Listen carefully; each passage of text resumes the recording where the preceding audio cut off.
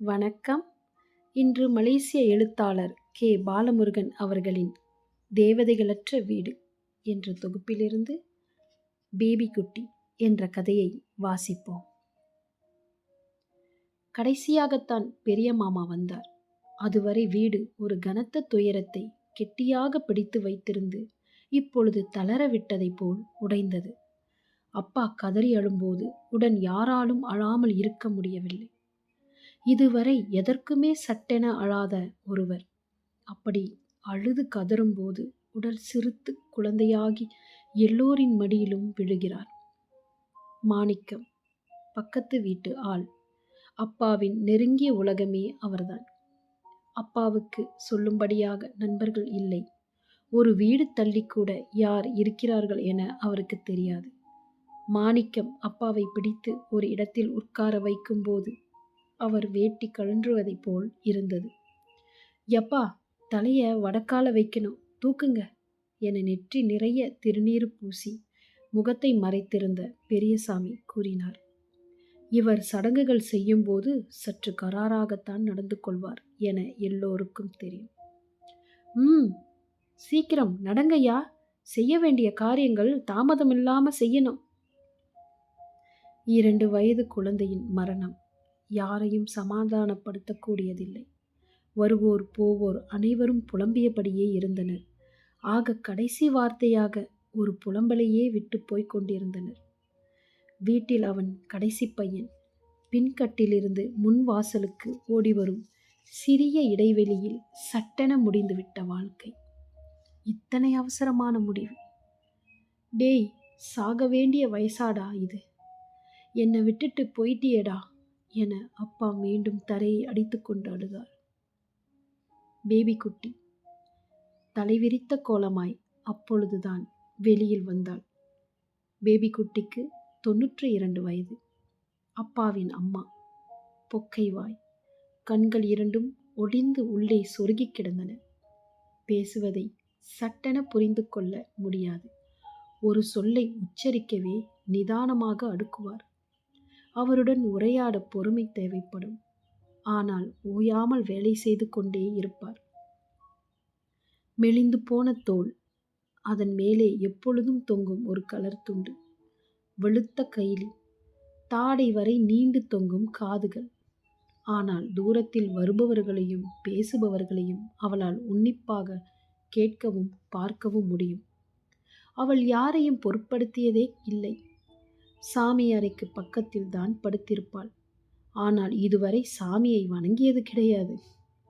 திடீரென சாமி படங்களையே கவனித்துக் கொண்டிருப்பாள். பிறகு மீண்டும் தன் இடத்திற்கு வந்து விடுவாள். அடியே பேபி குட்டி, உன் பேரனை பாத்தியா என அவர் வயதை ஒத்த மூக்குத்தி கிழவி தூரத்திலிருந்து அரற்றிக்கொண்டே வீட்டிற்குள் வந்தாள். பேபி குட்டி வீட்டுக்கு வெளியே வந்து ஓரமாய் நின்றிருந்த விளக்கமாரை எடுத்து வாசலை பெருக்க துவங்கினாள்.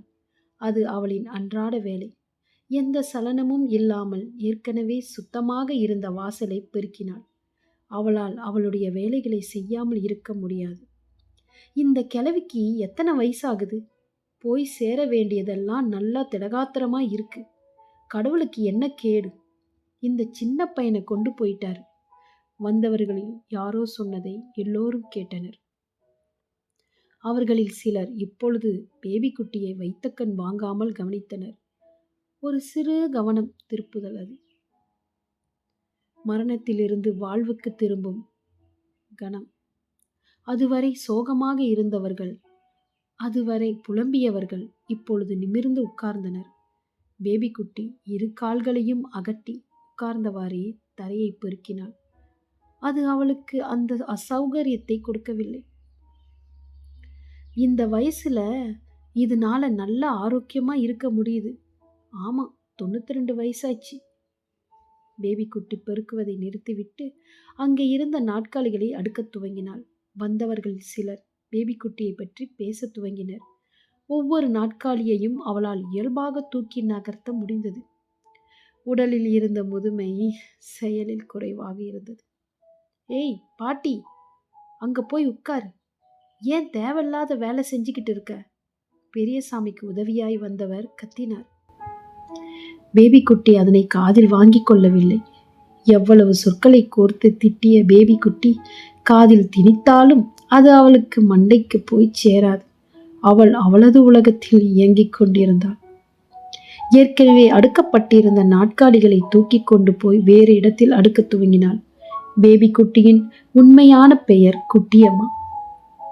ஆனால் அப்பொழுதெல்லாம் பெண் குழந்தை பிறந்தால் பேபி என்றும், ஆண் குழந்தை பிறந்தால் பாய் என்றும் அடையாளமிட்டு அழைப்பார்கள்.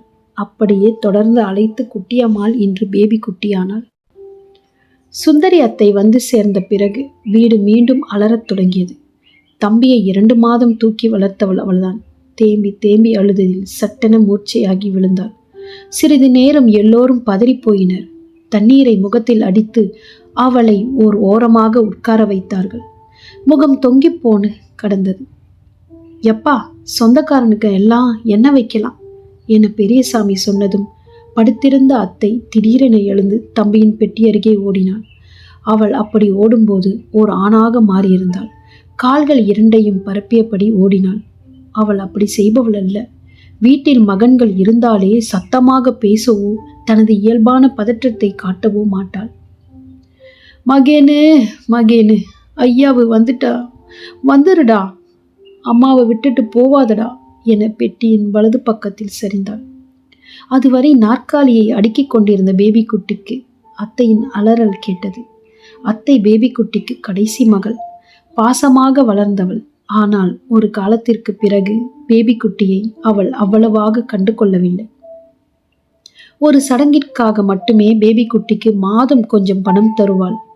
பேபி குட்டி தட்டு தடுமாறி அத்தையிடம் போனாள். அவள் பெட்டியை கூட கவனிக்கவில்லை.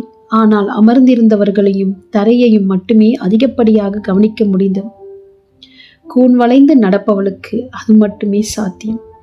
அத்தையின் அருகே அமர்ந்து கொண்டு அவளுடைய தலையை வருடினாள். விழியோரம் லேசாக கண்ணீர் முட்டிக்கொண்டு கிடந்தது. சின்ன பையன், இன்னும் உலகத்தையே பார்க்காதவன் என பேபி குட்டியிடமிருந்து தன்னை விடுவித்த அத்தை மீண்டும் கதறி அழுதாள். பேபி குட்டி அத்தையின் கையை விட மறுத்தாள். கெட்டியாக பிடித்து கொண்டாள். அது ஒரு முரட்டுத்தனம் தெரிந்தது. கையை விடு, அழுகையினூடே அத்தை திமிரி முணங்கினாள். பேபி குட்டி சுருங்கிய 2 கைகளையும் முட்டைகளுக்கிடையே குவித்து கொண்டு அமர்ந்திருந்தாள். எல்லோரும் பேபி குட்டியையும் அத்தையையும் கவனித்தனர். சன்னமான புலம்பல்கள் ஓங்கி ஒலித்து பிறகு மீண்டும் ஓய்ந்தன. குமாரே, கிளவிய கூட்டிட்டு போ. குமார் தம்பிக்கு மூத்தவன். பேபி குட்டியை பிடித்து மேலே தூக்கினான். அவள் வர மறுத்தவள் போல் முரடு பிடித்தாள். பாட்டி, ஏஞ்சி வா என பதிலுக்கு அவனும் பலமாக இழுத்தான். பேபி குட்டி மெலிந்தவள், 30 கிலோகிராம் கூட இருக்க மாட்டாள். ஏதோ முடங்கியவாறு அவனுடைய இழுப்புக்கு போனாள். குழந்தைகளின் மரணம் எந்த தத்துவத்தாலும் நிகர் செய்ய இயலாதது. ஒரு குழந்தையின் மரணத்திற்கு முன் அனைத்து மனங்களும் குழந்தையாகி விடுகின்றன. தம்பி இப்பொழுதுதான் பெட்டிக்குள் ஒளிந்து கொள்ள சென்றதைப் போல படுத்திருந்தான். அது ஒரு விளையாட்டு.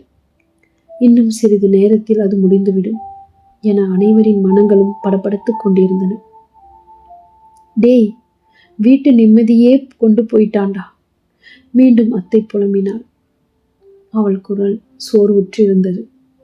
தம்பி ஒரே ஒரு சிரிப்பில் அனைத்தையும் இறுக்கங்களையும் உடைப்பான். நம் வேலைகளையும் விட்டுட்டு உடன் கவனிக்கக்கூடிய அலட்டலே இல்லாத மெல்லிய சிரிப்பு. குழிவிலும் கன்னம், சிறுத்த கைகள்.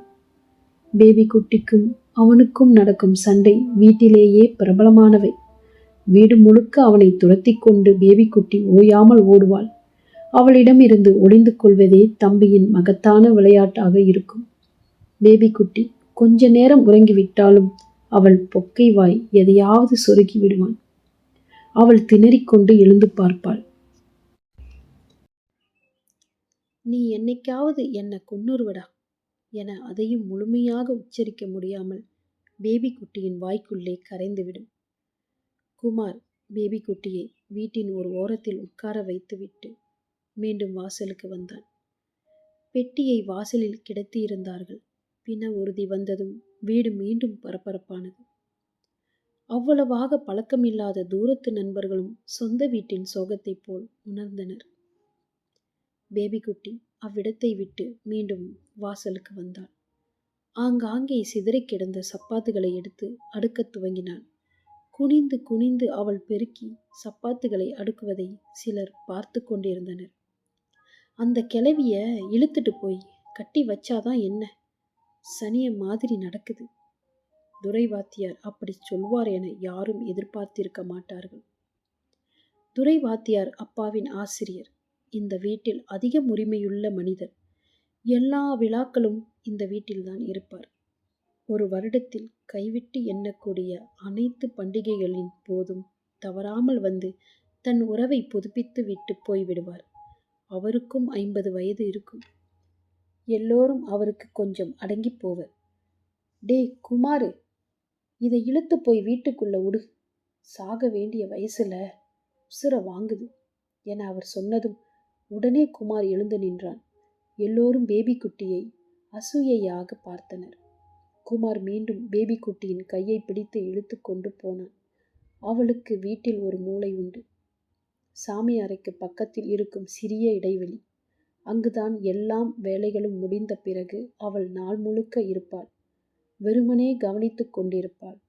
எதுவும் இல்லாத ஒன்றை அவள் கவனித்து கொண்டே இருப்பாள். அவளால் வெகு நேரம் ஒரு இடத்தில் அமரவும் முடியாது. பாட்டி, இங்கேயே இரு, போற வரைக்கும் வந்துடாத என அதட்டிவிட்டு குமார் வாசலுக்கு போனான். எல்லா சடங்கும் முடிந்த பிறகு பெட்டியை தூக்கினர். கனத்த மனங்களால் அதை பார்க்க இயலவில்லை. எல்லாரும் வாய்விட்டு அழுதனர். அப்பா சாலையிலேயே படுத்து புரண்டார். வீட்டில் இருந்தவர்கள் எல்லோரும் வெளியில் போனதுடன் பேபிக்குட்டி எழுந்தாள். மெதுவாக நடந்து சென்று நாற்காலிக்கு பின்னால் ஒளிந்தாள். பிறகு எழுந்து போய் அரைக்கதவிற்கு பின்னால் ஒளிந்தாள். அவள் வழக்கம் போல தம்பியை துரத்துவதைப் போல அவனுடைய பெயரை உச்சரித்து கொண்டே வீட்டிற்குள் ஓடத் துவங்கினாள். இந்த கதையை படித்தவுடன் இதயம் கனக்கின்றது.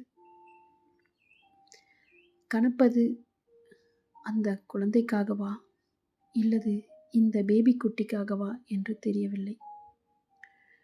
நம்மிடையே குழந்தைகளுக்கும் வயதானவர்களுக்கும் ஒரு தனிப்பட்ட அன்பை வைத்திருப்போம் ஒவ்வொருவர் மனதிலும்.